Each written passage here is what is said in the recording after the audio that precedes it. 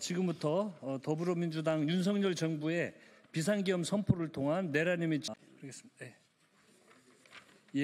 지금부터 더불어민주당 윤석열 정부의 비상계엄 선포를 통한 내란임의 진상규명 국정조사 특별위원회 민주당 의원들의 기자회견을 시작하도록 하겠습니다. 먼저 참석하신 분들 소개시켜드리도록 하겠습니다. 안규백 위원장님 오셨습니다. 추미애 대표님 오셨습니다. 김병주 의원님 오셨습니다. 민병덕 의원님 참석해 주셨습니다. 박선원 의원님 참석해 주셨습니다. 백혜련 의원님, 윤건영 의원님 참석해 주셨습니다. 그러면 기자회견문 낭독에 앞서서 우리 먼저 안규백 전 위원장님의 모두 말씀 듣도록 하겠습니다. 네, 모두 말씀에 앞서 먼저 촬영을 한번 하죠. 네, 앞에 와서 이 피켓팅을 한번 하고.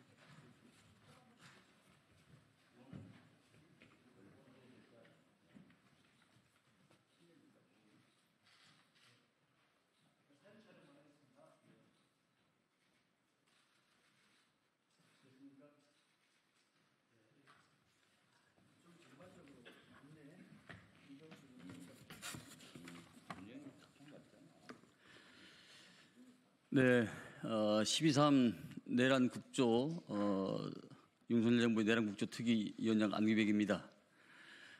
저희 특위 활동 기간 많은 이해와 또 응원과 협력을 보내주신 국민 여러분께 이 자리를 빌려 감사의 말씀을 드립니다.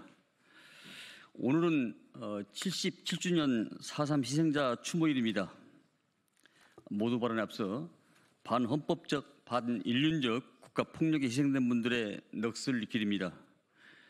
길었던 불면의 밤을 지나 내일이면 새로운 대한민국의 첫 발을 내딛습니다. 윤석열의 내란은 대한민국 현대사의 시계를 수십 년 거꾸로 돌린 일대 대사건이었습니다.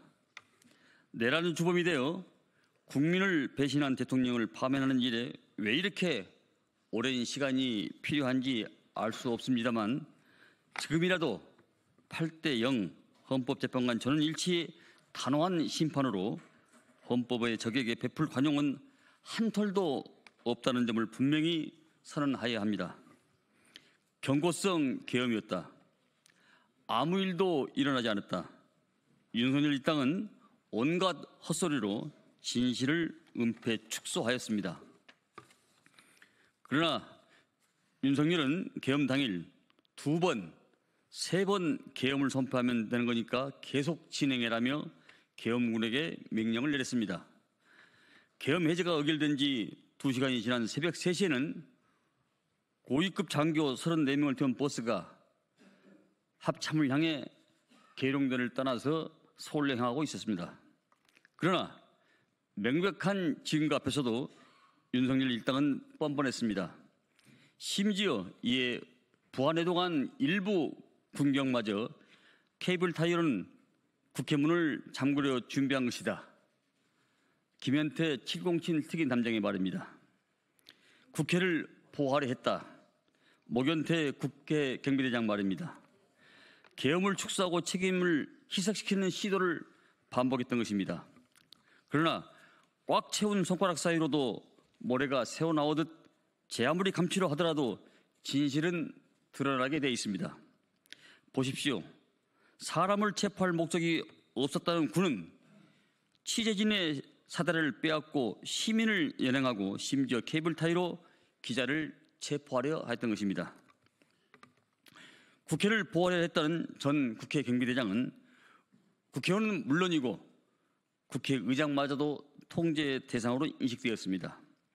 만약 본회장에 모인 국회의원과 국회 앞에 모인 운집한 시민을 넘어 이들의 시도가 성공했다면 아마도 수십만 명의 피가 흥건히 흘렸을 것입니다.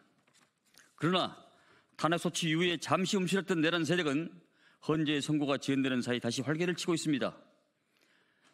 헌법적 숙고의 시간이 어쩌면 살아날 수 있다는 메시지가 되어 극우 세력의 준동의 먹잇감이 되어버린 셈입니다. 그러나 내일 윤석열의 파면은 기정사실입니다. 저는 헌법재판관의 헌법적 양심과 지혜를 굳게 믿습니다. 민주주의, 법치주의 그리고 우리 헌법의 수호함에 있어 단 한 치의 주저함도 없을 것이라 확신합니다. 국회와 지방의회 그리고 정당의 활동과 정치적 결사, 집회, 시위 등 일절 행동을 금한다. 계엄의 밤 전국으로 퍼진 포령 1호의 무도함을 탄약고 안팎에서 준비했던 20만 4,329발 이것이 말해주고 있는 것입니다. 이 탄약의 무참함을 사람을 일개 개인의 수거 대상으로 전락시킨 단순한 표현의 무심함을 무엇보다도 개인의 정치적 야유 권리에 피로 쌓인 헌법과 민주주의를 헌식짝처럼 내팽개친 무책임함을 절대로 용서하지 않을 것입니다. 감사합니다. 예, 다음은 추미애 의원님의 발언 있겠습니다.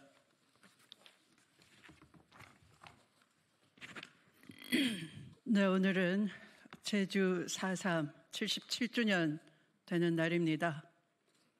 윤석열 내란 우두머리에 대한 파면 선고를 하루 앞두고 77주년 제주 4.3이 있다는 것은 제주 영령들께서 이 나라를 다시 정상으로 회복할 수 있도록 도와주십사 하는 기도가 통하도록 애끓는 마음이 간절하기 때문에 더욱 의미가 있는 것 같습니다. 제주 4.3은 국가폭력이었습니다.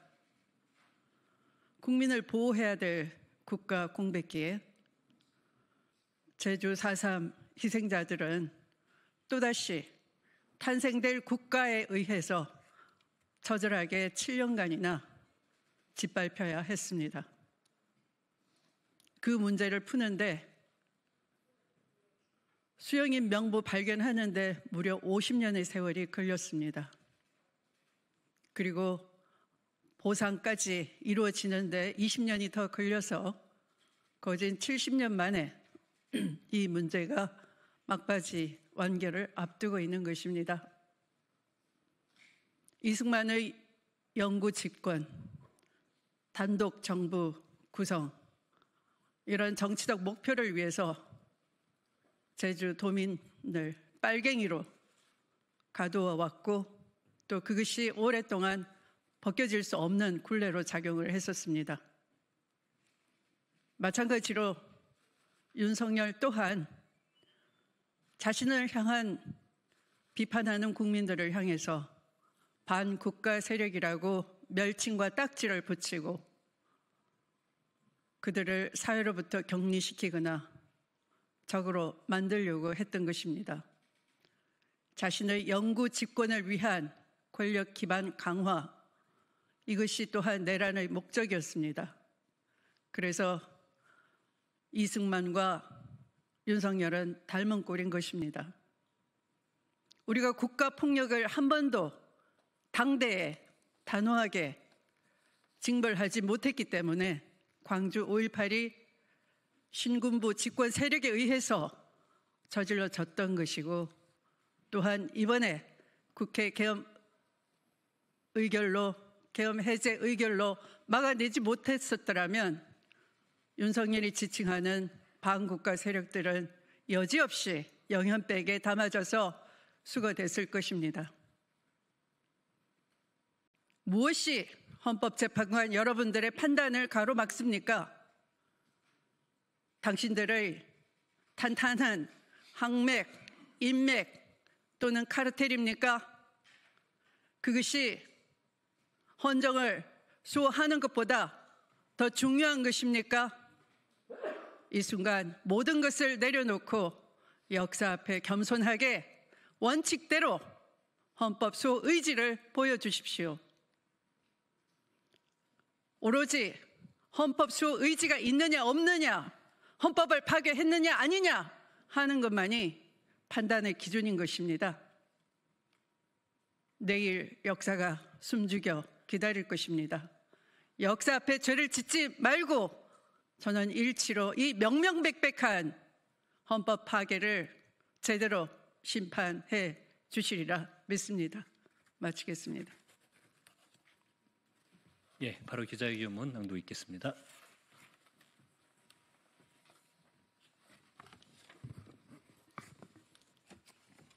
12.3 비상계엄은 명백한 위헌, 위법이다. 윤석열을 파면하라. 내란 속의 윤석열에 대한 탄핵 심판이 하루 앞으로 다가왔습니다. 내일 헌법재판소의 윤석열 파면 선고는 2024년 12월 3일 비상계엄 선포 이후 무너져 내린 대한민국을 바로 세우는 기점이 되어야 합니다. 이를 위해서는 헌법재판관 8인의 만장일치 인용 결정을 내려야 할 것입니다. 윤석열 정부의 비상계엄 선포를 통한 내란 혐의 진상규명 국정조사 특별위원회 소속 더불어민주당 위원들은 지난 12월 31일부터 2월 28일까지 60일간 12.3 비상계엄을 최전선에서 파헤쳤습니다. 총 5차례의 청문회와 2차례의 기관보고, 합참 결심지원실 등 계엄이 실행된 주요 장소에 현장 조사를 진행하면서 계엄의 위헌, 위법성을 입증할 증거와 증언을 다수 확보했습니다. 무엇보다 12.3 비상계엄은 계엄군과 경찰을 동원해 헌법기관인 국회의 기능을 마비시키려 했다는 점에서 명백한 헌법 위반입니다.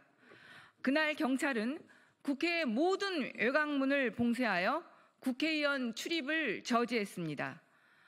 아울러 각종군 전 특수전사령관은 국정조사에서 대통령이 전화로 국회문을 부숴서라도 국회의원을 끄집어내라고 지시했음을 상세하고 구체적으로 증언했습니다.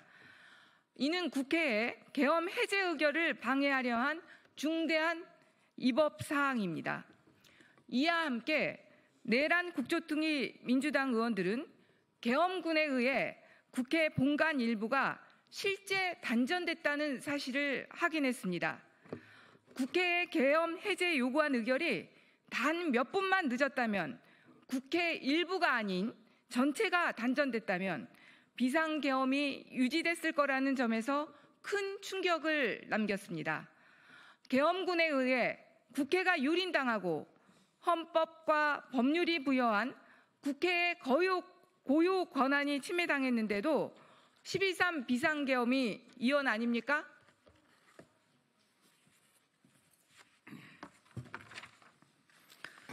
내란 국조특위는 이른바 체포명단에 대한 구체적인 증언도 확인했습니다.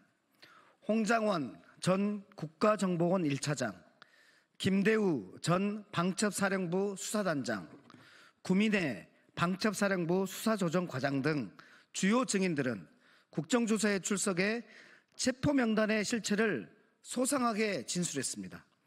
이들이 일관되게 증언한 체포명단은 조지호 경찰청장의 검찰 조사 결과와도 일치합니다. 국회의장과 정당의 대표, 전직 대법관까지 무고한 사람들을 체포하려 한 것입니다. 이는 신체의 자유는 물론이고 국회의원의 체포 또는 구금을 엄격히 제한한 헌법을 정면으로 위반한 것입니다. 마음에 들지 않은 사람을 체포하고 감금함으로써 정치적 목적을 달성하겠다는 내란 속의 윤석열의 반헌법적, 반민주적, 반독재적 발상이 마침내 실행에 옮겨진 것입니다. 특히 국조특위는 12.3 비상계엄이 선포 요건을 충족하지 못했고 선포 전 국무회의 심의 절차가 형행화되는 등 그 시작부터 헌법과 법률을 중대하게 위반했음을 확인했습니다. 국회가 계엄 해제 의결을 했음에도 제2, 제3의 계엄을 획책하며 즉시 해제하지 않았다는 점에서 그것도 위법적 요소가 다분합니다. 결국 내란 속의 윤석열의 비상계엄은 그 시작부터 끝까지 모두 위헌이고 위법인 것입니다. 이 밖에도 내란 국조특위 민주당 위원 일동은 내란 속의 윤석열이 실체 없는 부정선거론을 맹신해 헌법기관 선관위를 침탈하고 민주주의 근간인 선거제도를 유린했음을 확인했습니다. 또한 민간인 비화폰 지급, 적법한 체포영장 집행 방해, 김성훈 차장의 블랙박스 삭제 지시 등 대통령 경호처가 이번 내란과 직간접적으로 연관되어 있다는 사실도 밝혀냈습니다.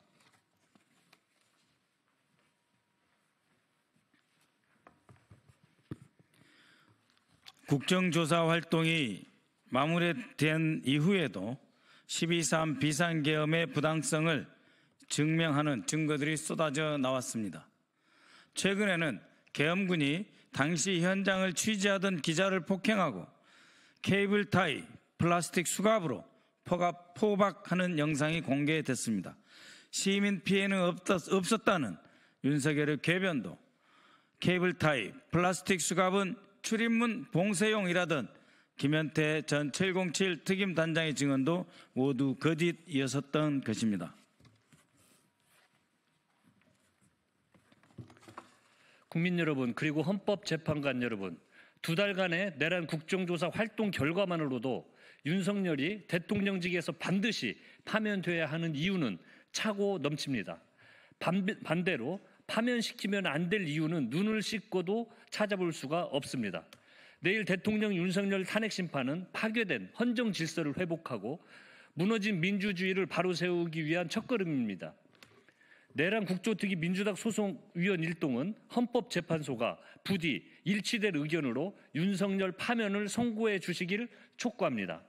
헌법재판소가 대한민국 헌정 질서 수호의 최후의 보루로서 합당한 선고를 내려주실 것이라고 믿습니다. 더불어민주당 소속 윤석열 정부의 비상계엄 선포를 통한 내란 혐의 진상규명 국정조사 특별위원회 위원 김병주, 민병덕, 민홍철, 박선원, 백혜련, 부승찬, 안규백, 윤건영, 추미애, 한병도 일동. 네, 이상으로 마치겠습니다.